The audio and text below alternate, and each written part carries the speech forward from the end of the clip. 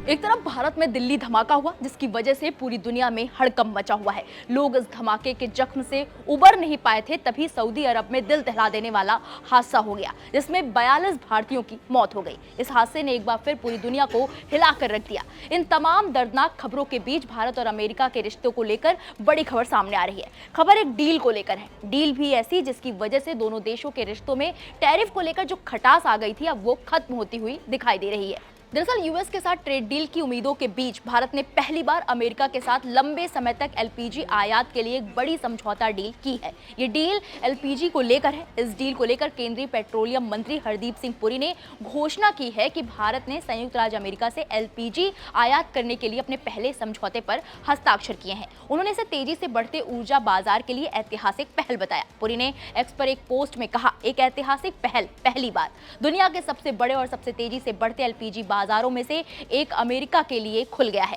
भारत के लोगों को एलपीजी की सुरक्षित और किफायती आपूर्ति प्रदान करने के लिए हमारे प्रयास में हम अपनी एलपीजी सोर्सिंग में विविधता ला रहे हैं। एक महत्वपूर्ण घटनाक्रम में भारतीय सार्वजनिक क्षेत्र की तेल कंपनियों ने लगभग 2.2 मीट्रिक टन प्रति वर्ष एलपीजी के आयात के लिए एक साल का समझौता सफलतापूर्वक पूरा कर लिया है, जो हमारे वार्षिक आयात का लगभग 10% है। अनुबंध वर्ष 2026 के लिए इसे अमेरिकी खाड़ी तट से प्राप्त किया जाएगा। ये भारतीय मार्केट के लिए अमेरिकी एलपीजी का पहला संरचित अनुबंध है। पुरी ने कहा, ये खरीद माउंट बेलव्यू को मानक मानकर की गई है। उन्होंने बताया कि तीनों भारतीय कंपनियों की टीमें बातचीत को अंतिम रूप देने के लिए अमेरिका गई थी। जानकारी के लिए आपको बता दें कि भारत दुनिया में दूसरा सबसे बड़ा एलपीजी उपभोक्ता है, जहां पर घरेलू मांग में लगातार इजाफे के बीच उज्ज्वला योजना की वजह से भी इसके आपूर्ति बढ़ाई गई है। इस योजना के तहत कम आय वाले परिवारों को सब्सिडी रेट पर एलपीजी कनेक्शंस दिए जाते हैं। इस समय भारत एलपीजी की कुल जरूरतों का करीब 50% हिस्सा आयात करता है, जिनमें से अधिकतर पश्चिमी एशियाई मार्केट से